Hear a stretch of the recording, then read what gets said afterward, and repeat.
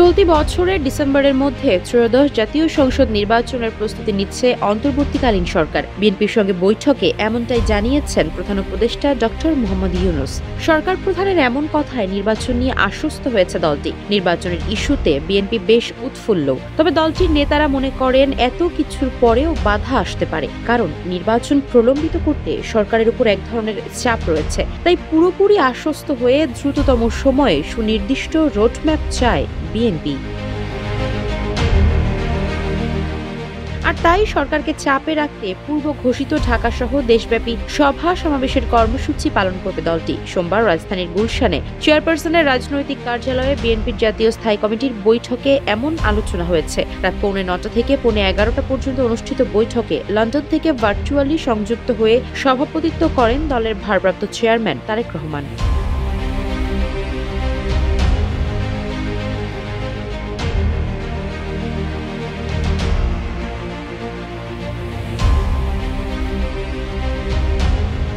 স্থায়ী কমিটির সিদ্ধান্ত অনুযায়ী গত 5 আগস্ট গণ অভ্যুত্থানের পর বুধবার থেকে রাজনৈতিক কর্মসূচি নিয়ে মাঠে নামছে বিএনপি। নিত্যপণ্যের দাম সহনীয় রাখা, আইন শৃঙ্খলা পরিস্থিতির উন্নতি ঘটানো, নির্বাচনের রোডম্যাপ ঘোষণা এবং ফ্যাসিবাদীদের নানা ষড়যন্ত্র মোকাবেলা সহ বিভিন্ন জনদাবিতে আগামী 25 ফেব্রুয়ারি পর্যন্ত ঢাকা সহ দেশের 67টি সাংগঠনিক জেলায় সভা সমাবেশ করবে দলটি। এই কর্মসূচিতে 4টি লক্ষ্য নির্ধারণ করলেও মূলত আগামী জাতীয় সংসদ নির্বাচনের দাবিকেই মূল ফোকাস হিসেবে তুলে ধরতে চায় তারা। প্রথম দিন বুধবার 6 জেলায় সমাবেশ অনুষ্ঠিত হওয়ার কথা রয়েছে।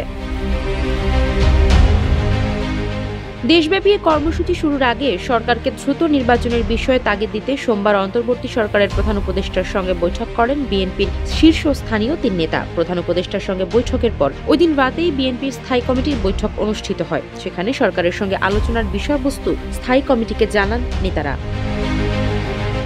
নির্বাচন নিয়ে প্রধান উপদেষ্টার এমন আশ্বাসের পরও বিএনপি নেতারা মনে করছেন বিভিন্ন কারণে বাধা আসতে পারে, কারণ দ্রুত নির্বাচন না দেওয়ার জন্য প্রধান উপদেষ্টার ওপর এক ধরনের চাপ রয়েছে। জামায়াতে ইসলামী এবং ছাত্ররা নির্বাচন প্রলম্বিত করতে চায়। বৈষম্য বিরোধী ছাত্র আন্দোলনের নেতাদের নতুন রাজনৈতিক দল গঠনের পর সারা দেশে সংগঠন গোছানো এবং সুসংহত করতে তাদের বেশ সময় প্রয়োজন। অন্যদিকে পরিবর্তিত পরিস্থিতিতে জামায়াতও এখন তৃণমূলকে গোছানোর উপর গুরুত্ব দিচ্ছে।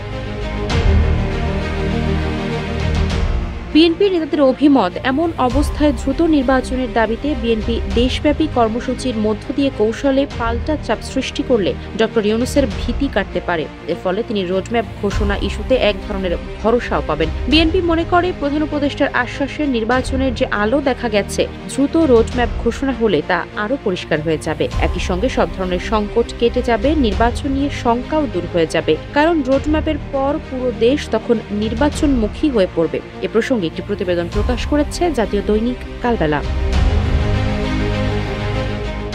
বিএনপির দেশব্যাপী সমাবেশের কর্মসূচি রমজান শুরু হওয়ার আগেই সম্পন্ন হবে। জানা গেছে আসন্ন রমজানে রাজপথে কোনো কর্মসূচি থাকবে না বিএনপির, তবে ওই মাসে ইফতার মাহফিলের মধ্য দিয়েও একই দাবি তুলে ধরা হবে। আর এই সময়ের মধ্যে সংস্কার এবং জাতীয় নির্বাচনের দিনক্ষণ সুনির্দিষ্ট না হলে রমজানের পর রাজপথে কর্মসূচি অব্যাহত রাখবে দলটি। তখন দেশব্যাপী বিভাগ ও মহানগরে সমাবেশের কর্মসূচি আসতে পারে।